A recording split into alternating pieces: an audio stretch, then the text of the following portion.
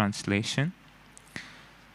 The Supreme Personality of Godhead said, "My dear Uddhav, because I desire that human beings may achieve perfection, I have presented three paths of advancement: the path of knowledge, the path of work, and the path of devotion. Besides these, there is absolutely no other means of elevation." Purport. Ultimately, the goal of philosophical speculation, pious regulated work, that's jnana and karma, and devotional service is the same: Krishna consciousness. So the goal is same. As stated by the Lord in the Bhagavad Gita, "Ye yatha mam prapadyante tams tathaiva bhajami aham mama vartamanu vartante manushya parth sarvashah." All of them, as they surrender unto me, I reward accordingly. Everyone follows my path in all respects, O son of Pritha. Although all authorized processes of human perfection ultimately lead to Krishna consciousness or love of God, various performers have specific propensities and qualifications, and thus gravitate to different methods of self-realization. Lord Krishna here describes the three authorized processes together in order to emphasize that their ultimate goal is one. At the same time, philosophical speculation and regulated pious work can never be considered equal to pure love of Godhead, as the Lord has elaborately clarified in the previous chapters. The word traya, or three, indicates that despite their ultimate oneness of purpose, the three paths display diversity in progress and achievement. One cannot achieve the same result by mere speculation or piety that one achieves by directly surrendering to the personality of Godhead, depending completely on His mercy and friendship. The word karma here indicates work dedicated to the personality of Godhead, as described in Bhagavad Gita 3.9. Yagyarthanat karma anyatra lokoyam karma bandhana tadartham karma kaunteya mukta sanga samachara. Work done as a sacrifice for Vishnu has to be performed. Otherwise,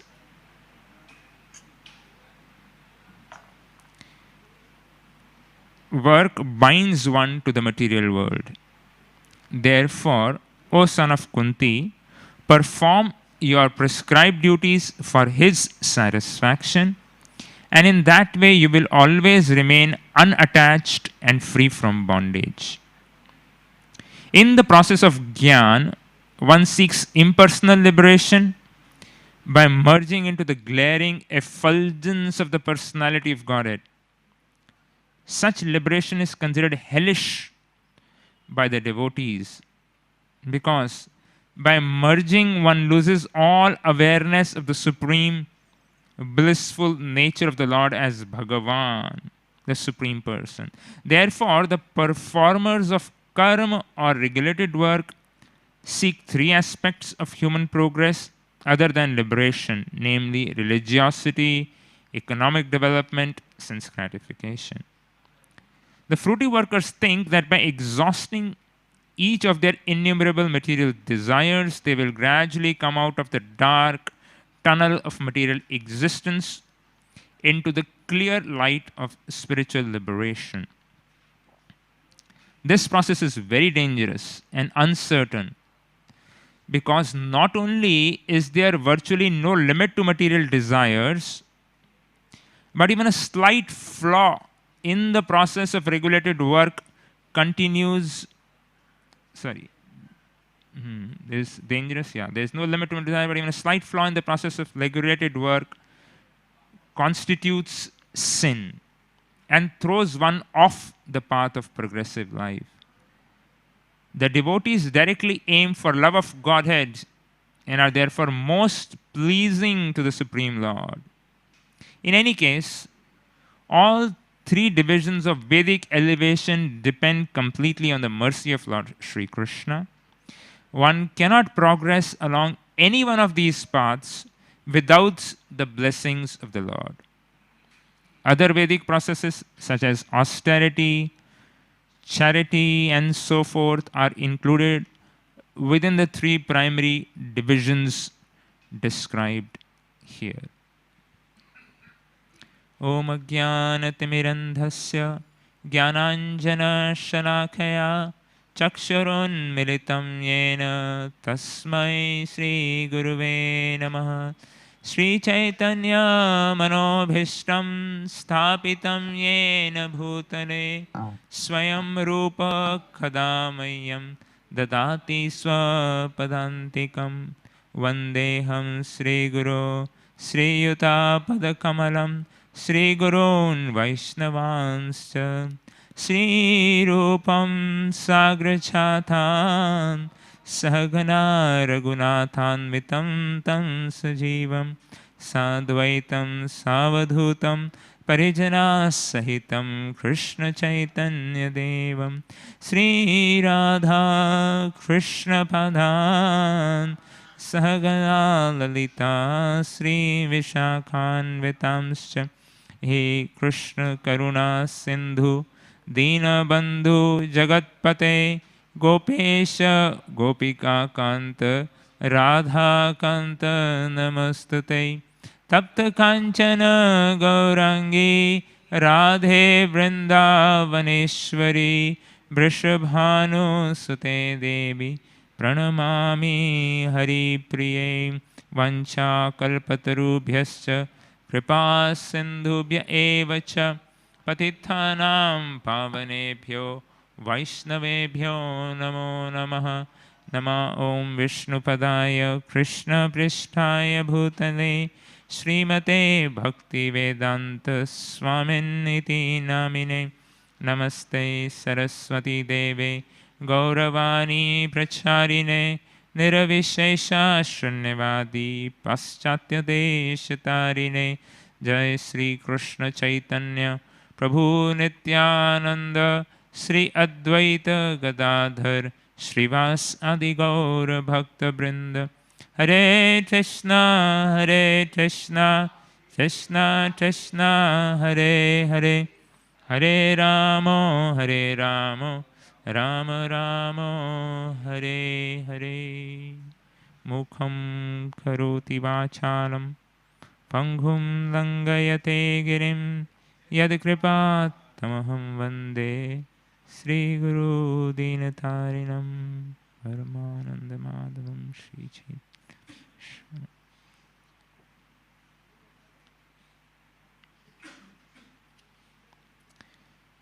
Hare Krishna. So seek the blessings of all the assembled Vaishnavas, Krishna, so that I can speak something on this very essential, beautiful subject matter of Srimad Bhagavatam. Feeling very, very unqualified to sit on this seat and speak amongst all of you, very learned, sincere practitioners of bhakti. But for my own purification, I will speak something from this beautiful subject matter. So we are reading this beautiful section on pure devotional service.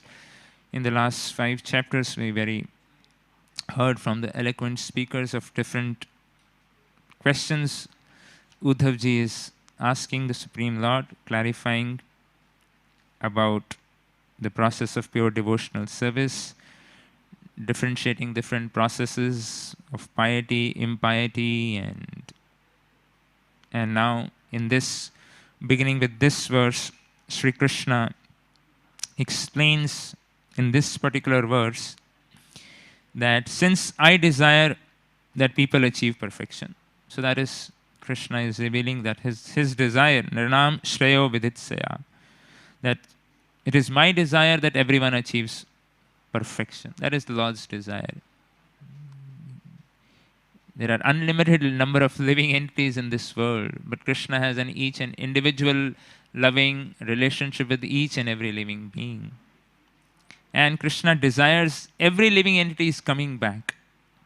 Interesting, Krishna is saying that that's his unique relationship with every individual being, and Krishna wants everyone to come back.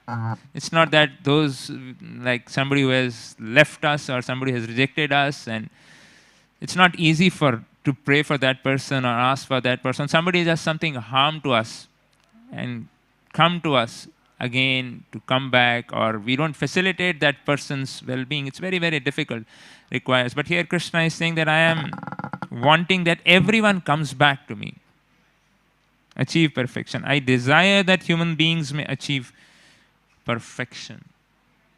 So therefore then Krishna is saying that there are three paths of advancement: the path of knowledge, the path of work, and the path of devotion. So these three paths.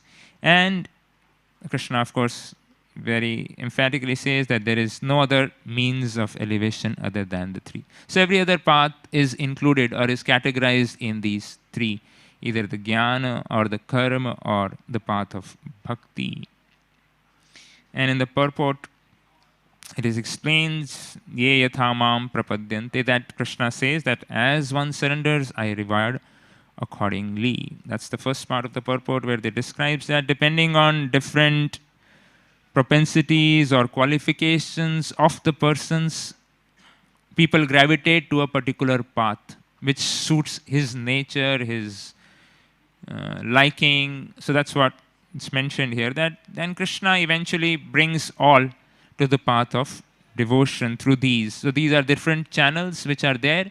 Ultimately, it's described here that the purpose of all these paths is to love Krishna, to achieve the mercy of the Supreme Lord, Sri Krishna.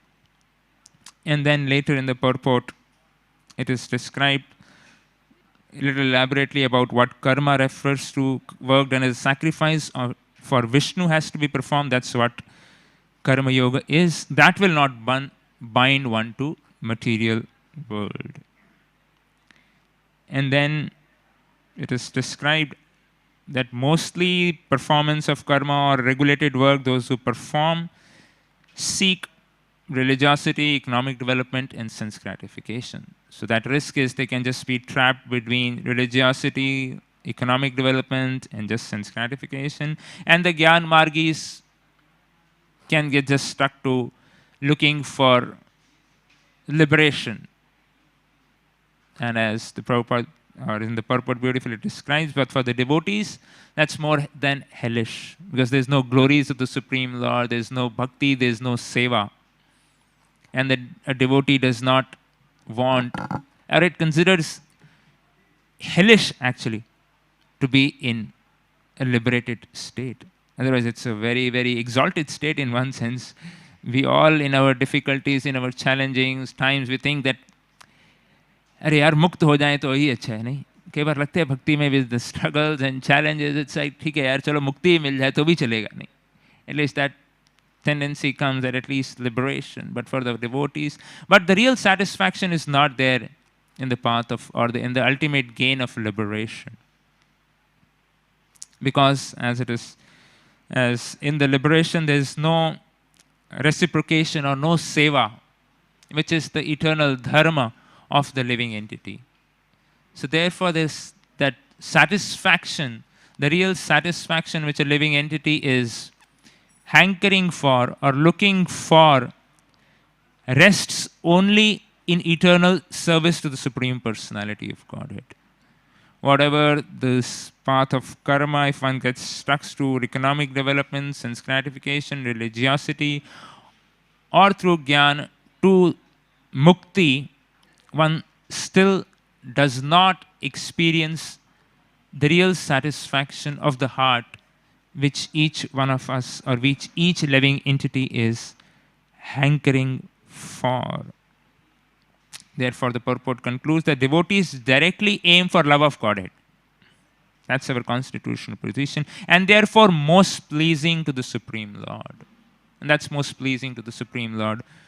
Also, when a living entity asks for bhakti or devotion or is on the path of devotional service, that is what is most pleasing to the Supreme Personality of Godhead. Even though all the other processes, the karma or the jnana, is given by the Supreme Lord, but when one takes to devotional service the path of bhakti, or one when fixes the goal as love of Godhead, then one himself and the Supreme Lord both achieve great satisfaction. Of course, the purport concludes that one cannot progress along any of these paths without the blessings of the Supreme Lord. And that's how this beautiful purport concludes. So that's, in essence, this purport or this verse is saying there are three paths and all have the same goal of Krishna consciousness, but the path of bhakti or devotion is that which gives great happiness and satisfaction. And through one beautiful pastimes from Krishna's Leela, we will see today how this fact is corroborated in one of the beautiful episodes from the Srimad Bhagavatam, the 10th canto. This beautiful lesson is corroborated in this episode of the deliverance of the Brahman Patnis. This is the Srimad Bhagavatam, 10th canto, the 23rd chapter. Srila Shukadeva Goswami describes Krishna and Balaram are on their daily duty, daily job to herding the cows. Interesting, that's Vrindavan. Krishna's daily job is to go and herd the cows. Of course, it's mainly fun time in Vrindavan. It's not that they have to be always behind the cow. There's nice fresh grasses, clear water to drink, and lush green grasses. So it's easy. It's not that they have to be behind the cows all the time and look for this. And it's just cows are on their own, and the children are their own, having fun time, having lunch, having their own games and sports and decorations and offering flower garlands and dancing and imitating the peacocks and humming like the bees. So like that, it's basically a fun time. It's not a 9-to-5 job which Krishna has to do in Vrindavan. So they go to Vrindavan, and this beautiful episode, Shukadeva Goswami describes that Krishna and Balaram are there, and it's been a long day. Probably there was a long day when they were there. And the cowherd friends were very, very hungry. And they asked Krishna and Balaram, Rama Ramo Mahabaho Krishna Dushta Nirbharan. That describes that we are very, very hungry. Of course, this is Sri Vrindavan Dham. They knew that Krishna and Balaram are hungry, so they cannot say that, please arrange food for you. So we are hungry, so you arrange food for us. That is Vrindavan. Everyone wants to serve. Krishna and Balaram want to serve the Gopas. The Gopas want to serve Krishna and Balaram. That is the mood of Sri Vrindavan. Everyone wants to serve the other. That is Sri Vrindavan Dham mood. Here Krishna and Balaram saying that we are harassed by hunger. The demon of hunger is tormenting us. We have killed so many demons. So now this demon of hunger is tormenting us. Please help us. Please protect us. Please pacify our hunger. पेट में चूहे दौड़ रहे हैं. I don't know. How did this term come? I don't know. पेट में चूहे दौड़ रहे हैं. Maybe the intestines, that's like the rats calling, or what is that? I don't know how this come, but somehow they were saying that पेट में चूहे दौड़ रहे हैं, whatever. That they were hungry now and wanting to eat some food. And then Krishna and the beautiful, to reciprocate with the desires, Krishna smiles, prasidam idam abbravet, very happy and thinking about what can be done. That's Krishna. He wants to do with one act multitasking. So he was thinking about the Brahman Patnis who were there. Oh wow, this is a chance I can satisfy them. I can teach a lesson to the Brahmanas. I can satisfy my friends. So that's Krishna's multitasking technology. He was thinking about this thing. He smiled and spoke to these boys. Otherwise, it was not difficult for Krishna to mitigate the hunger. Maybe they didn't bring lunch boxes that day. Usually Yashodhamai and all the Gopas and friends, they would have this.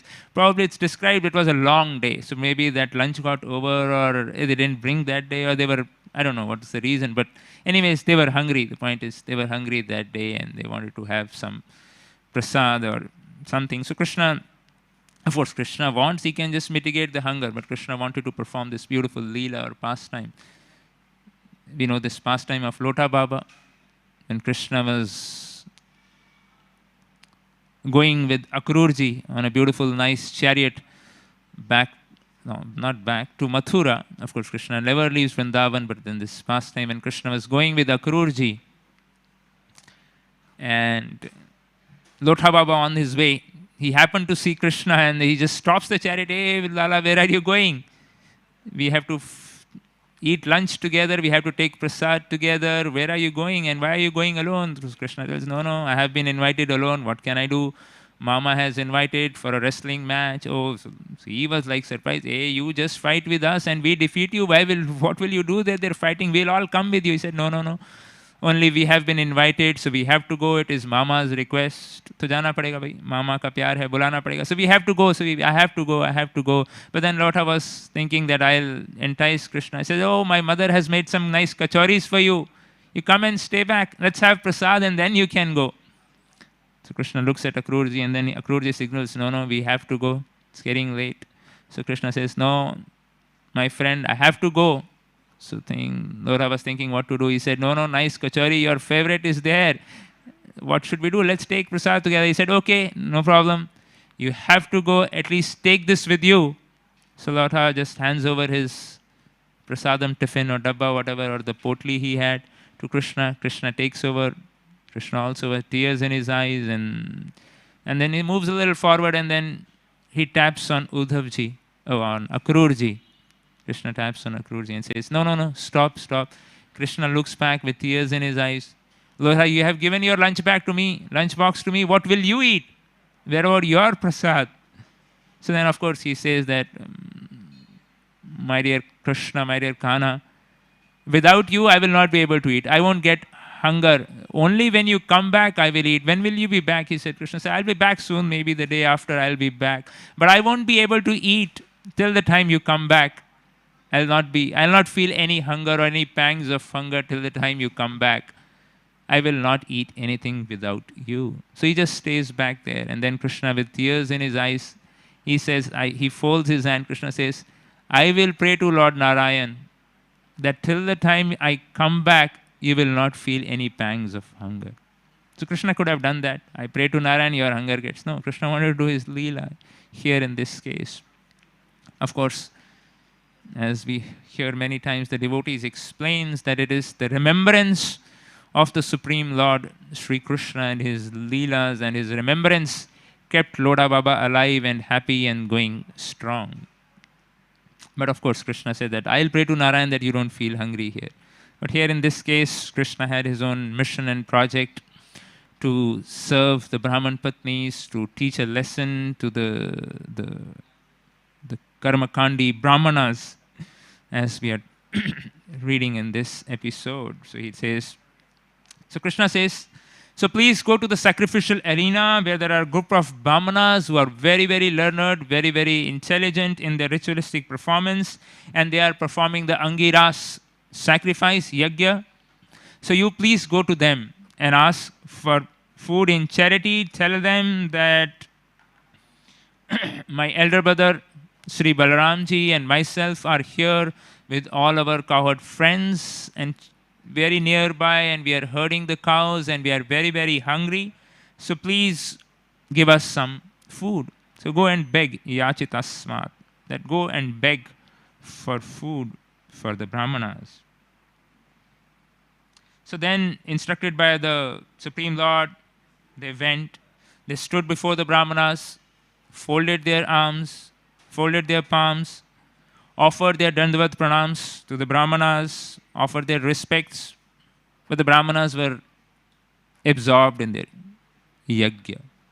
No response, not even acknowledging their presence. As many times those who go out for distribution, book distribution, they have those experience. You go out in the train and tell them, Bhagavad Gita dekhiye. There's no response. People don't even look at you as if you don't exist, as if they just sleep through you. Something like that. These Brahmanas were there, the preachers are going, taking Krishna's message, but these Brahmanas are absorbed in their ritualistic sacrifice. Not even looking at towards them, not even acknowledging their presence, that these boys have come. Must have, a few boys must have gone. So they offer their pranams. They say, oh earthly gods, oh you are special people, you are earthly gods. Please hear us, Shruno. Please hear us what we have come to plea to you. And we all wish good to you. You are very learned, you are scholarly people. Please. And they explain how Krishna and Balaram are here, they are the Supreme Lord, they are very nearby, very hungry. And of course, they explain even that anyone who is hungry is fit to receive the charity, food charity. The Shastras explain that anyone who is hungry is fit to receive food charity. One should not make any distinction. कोई भी भूखा है उसको भगवत प्रसाद मिल जाना चाहिए, कहीं रोक नहीं होनी चाहिए. So in this way, they told that this is what it is, and they go on to detail whatever little they knew, that this is the right time of the yajna, that it's allowed to give the prasad or to someone who is asking for charity at this point of time. But unfortunately for the Brahmanas, they did not heed to any of their words, did not even acknowledge their presence. Shukadev Goswami says, Iti te bhagavat yachanam sharnavanto apina shushruva shudra asha bhuri karmano balisha vriddha maninah. Shukadev Goswami very brilliantly describes that Iti te bhagavat yachana. These boys had gone with Bhagavat Yachana, begging on behalf of the Supreme Lord, like a preacher goes out begging on behalf of Krishna and his Guru. Shanmato apina shushru. They did not even hear what they had to say. As many of the devotees who go out for preach have experienced, people are not ready to listen to what the message you have to give. Shudra asha, petty, selfish desires. People are absorbed in their own selfish little worlds, looking for their immediate material happinesses. Do not disturb me. I am busy with my earning, I am busy with my children, I was busy with my family, I am busy with my YouTube, I am busy with whatever else. Unlimited reasons to not listen to the devotees. Shudra asha, bhuri karmana. Elaborate efforts are being these in this world just to fulfill the basic necessities of life. That's what Shukadev Goswami and the Acharyas in the purport explains, that bhuri karmana, that elaborate efforts are being made to just meet the bare necessities of life. Whereas the Bhagavat Yachana by the devotees is being unheard by the people in general. So that's it. Balisha Vriddha Manina. And they are thinking that they are very intelligent people in this world, are thinking that we are very, very intelligent. We have made tremendous spiritual, material advancement. I was with one person recently, we were discussing about something about body and soul, and he was telling us, what are you saying, Prabhuji? What do you think you are saying? In the next few years, We will not even die. We will live till 125 years. He was telling about whatever medical advancement they are having. They have some those artificial intelligence gadget which you just put on your back, and even the blind person can through that, like those, what is that, driving driverless cars, those mechanism on your own body, you can't, even if you are blind, you'll be able to go through, and this and that, and then lifespan will be go beyond 125 years, just a matter of few years. Medical science is advancing so much. What relevance is your wisdom of the Shastras is there. We don't need all that stuff which you are speaking about. We are happy in this world. That's the illusion of this material world. Bhuri Karmana, working really hard to make somehow this world comfortable, happy, blissful. But as the scriptures describes, the bottom line, since the bottom line or the basis, the foundation of the material existence is based on untruth, on considering this body is all in all.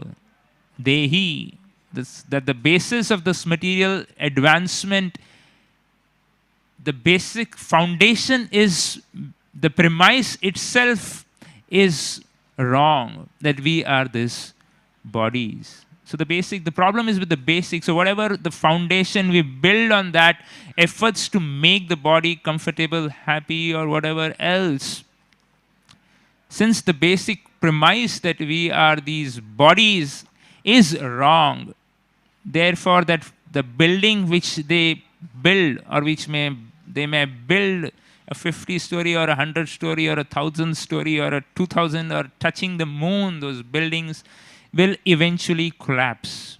It cannot give real satisfaction which the soul is hankering for.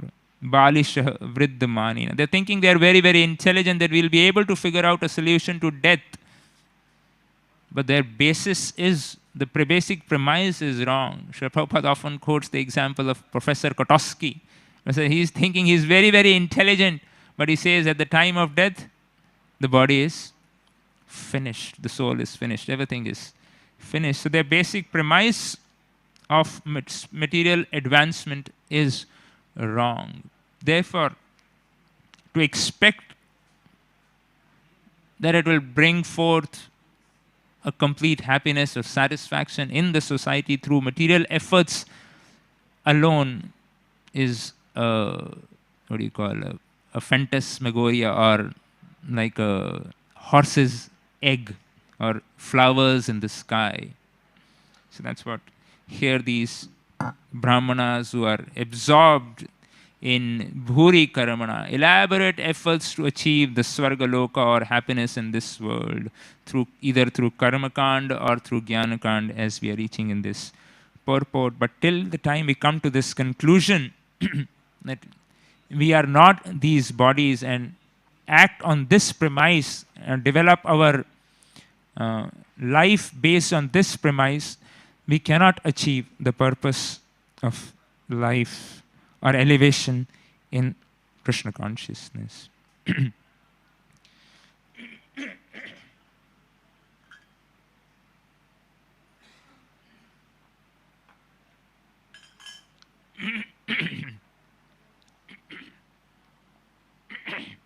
Of course, the boys try to explain, as the duty of the preacher. Desha, Kala, Prathagravya, Mantra, Tantra, Agya, Deva, Yajman, Kratur. Everything is all right at this stage of time to give the food, but there's no response. So then they were disappointed. Naturally, for a preacher, when he goes out, no response or poor response, is disappointed. So they were gone with this Bhagavad Yachana, but they were disappointed. They go back, and Krishna, of course, he heard them. He simply laughed. Krishna simply smiled. Okay, you had gone there. Then he explains that this is how it is, lokim gatim. That's how this in this material world is. You approach people, some will accept, some will reject. So then, wherever you see a favorable environment, go and preach there. So now, he says that you go to the wives of these brahmanas. and then tell them that my elder brother Sri Balram and myself are there, and we are very nearby, and we are hungry. So please go to them again. Please go to them now and ask for food. So the cowherd men, the cowherd boys, they go to the Brahman Patnis at their home and where they were staying. And when they saw those chaste ladies, very beautifully decorated, making arrangements, helping their husbands with the wonderful sacrifice they were doing, they bowed down, offered their respects, and with great humility addressed them. That in very nearby Abhidure, very nearby Krishna and Balaram are herding the cows, and all his friends and all of them are here, and they are requesting if we can be offered some prasad or some food which can be offered.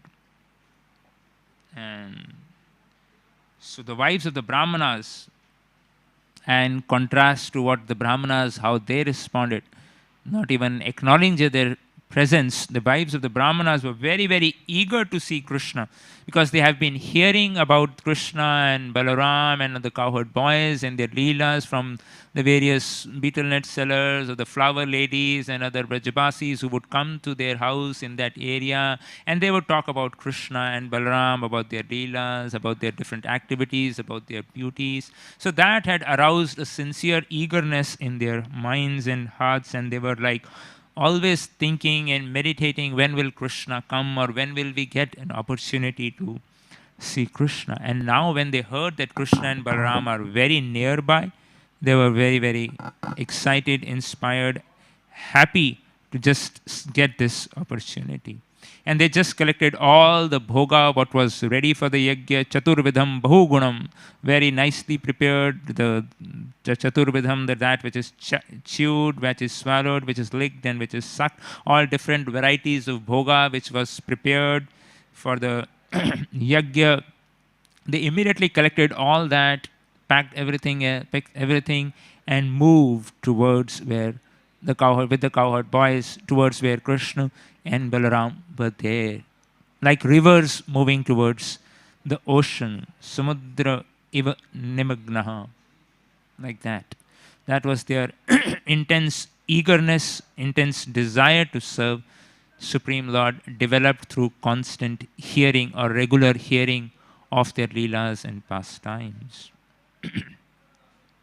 So in this way, of course, every endeavor in this world to surrender to the Supreme Lord is obstructed.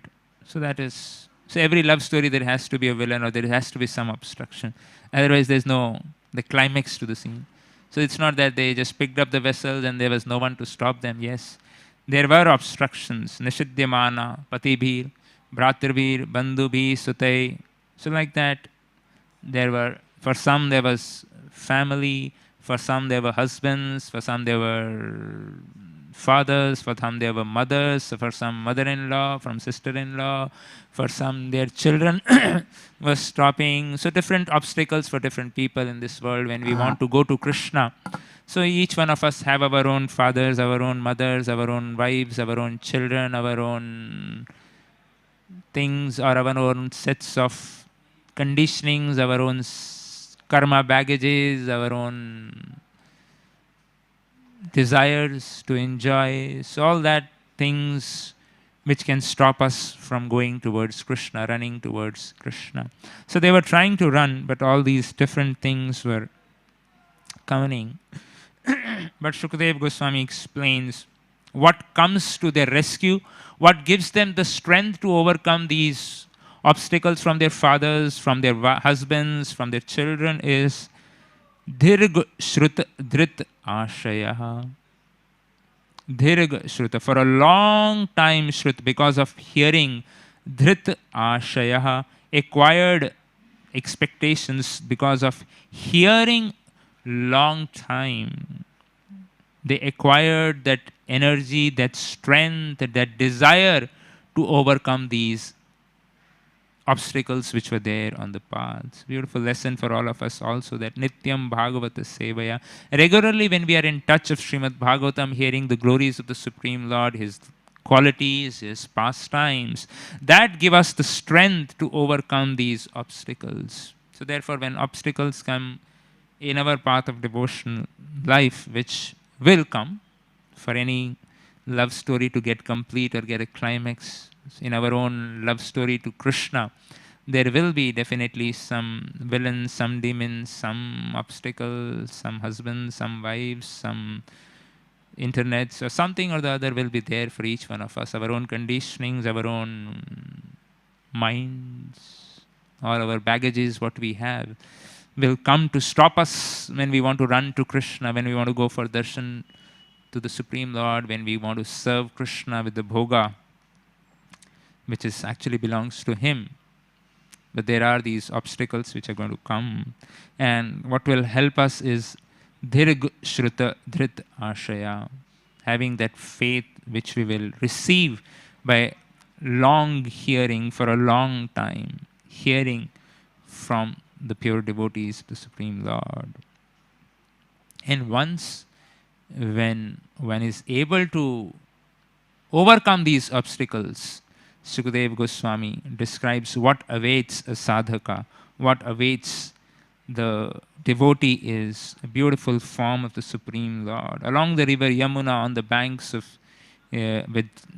decorated with buds of the Ashoka trees, they saw the beautiful form of Krishna and Balaram with his cowherd friends.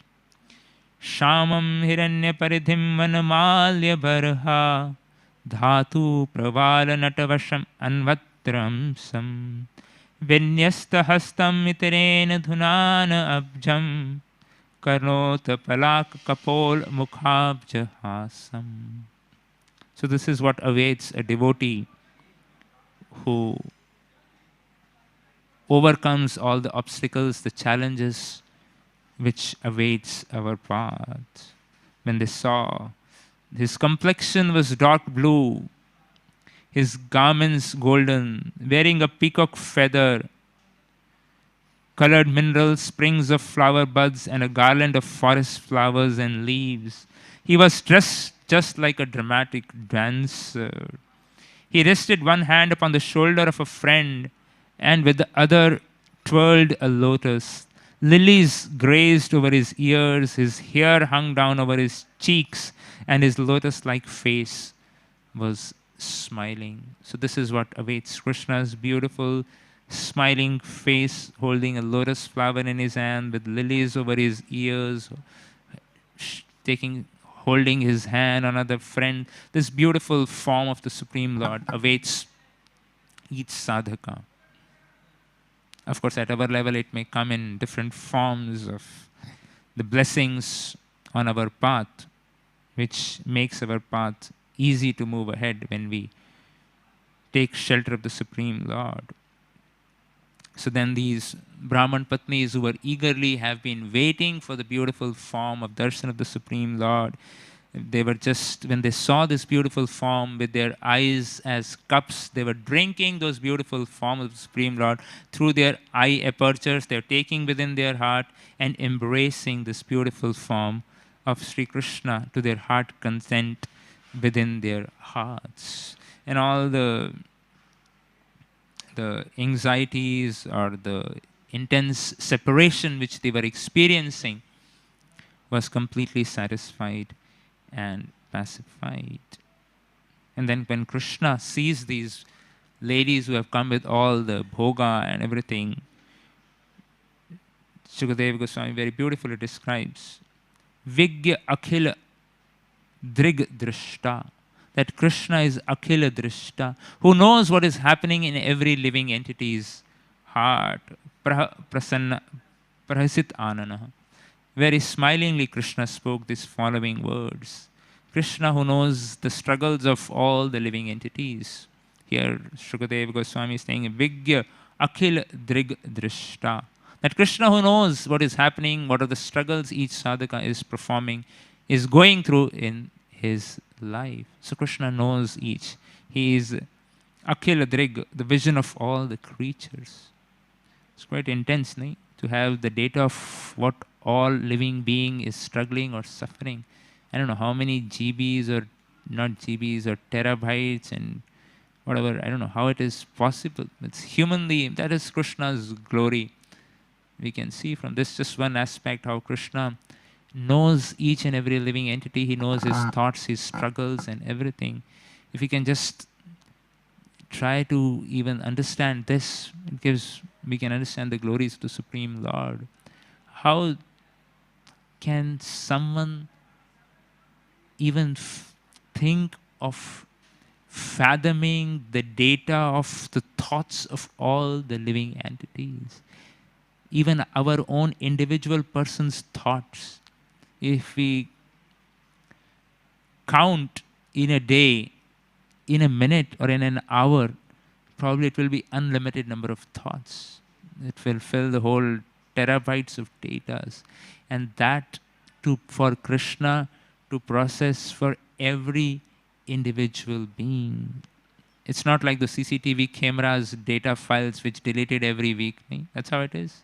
About 15 days you have to delete them, otherwise it's all filled. But Krishna has the record of each one of us from millions of lives, what we have been doing, what we have been thinking, what we have been doing, and how we have been struggling in our path to reach, in our sadhana bhakti and in our path to reach Him. So that all that is being recorded, noted, remembered by the Supreme Lord for every individual soul. That is Akhil Drig Drishta. That is the Supreme Lord. It's an enormous work for us, nahi? सोच के डर लगता है, how can somebody even do that or remember that, or and that to reciprocate with that individual according to that. Very individual packages for every living being. That is Supreme Lord Sri Krishna. So when Krishna sees, he acknowledges the struggles, the difficulties which these ladies came across. And Krishna says, Swagatam O Mahabhaga, O most fortunate ladies, welcome, welcome, great that you have come. Asitam Karvam came, what can I do for you? You have come to me. Please tell me what can I do for you. Yenno didrishya prapta, upapannam idam hi vaha. Please sit down, make yourself comfortable. What can I do for you? That you have come to see me is most appropriate. Krishna acknowledges the sadhaka's struggle and his attempt to reach him. Krishna says, Upapannam. Oh, very good. It is perfect what you have done. It is befitting. Upapannam. This one word is so hopeful that Krishna is saying, okay, what you are doing, you are on this path to me, to reach me, that is Upapannam. That is fitting. Whatever other faults are there in your endeavor, it's fine. At least you are on the path to reach me. It is most befitting. And Krishna says, what can I do for you? So in this way, Krishna reciprocates with their desires, and then Krishna asks them, of course, to go back to their brahmanas, and the Brahman Patni say that, who will accept us now? We are reputed, and everyone knows that we left home. Everyone saw us leaving their homes, fighting with our husbands, our father-in-laws, our mother-in-law, our parents, our children. How will we be accepted? Krishna says, do not worry, go back. Even the demigods will vouch for your glory. That was Krishna's promise to this. You go back, and Hare Krishna beautifully explains to them that how you can actually become more attached to me.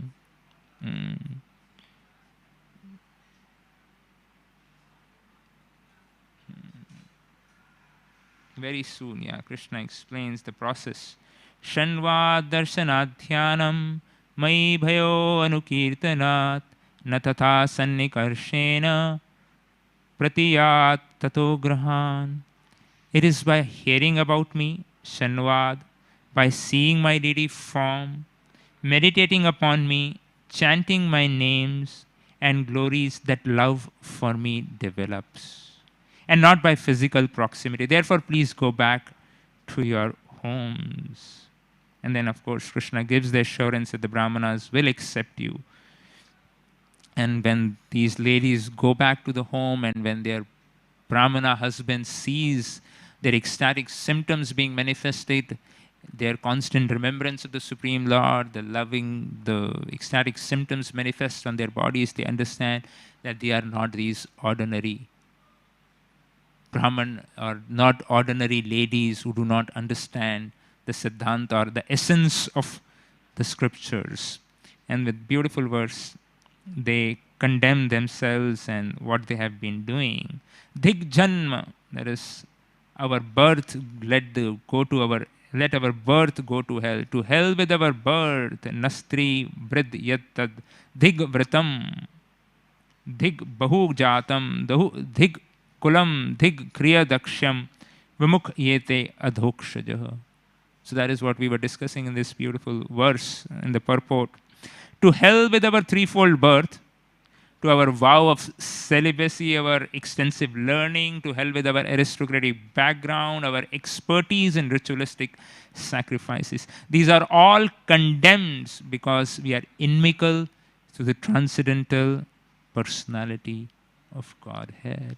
So that's what in the purport, this beautiful purport is explained, that all these expert ritualism or expert jnana, which seeking liberation or seeking material happiness, dharma, artha, whatever is mentioned, is not worth it if it is inimical to the transcendental personality of Godhead. So in this way they condemn themselves and then eventually decides by the blessings, by the association of the Brahman Patnis, they decide to surrender to the Supreme Lord.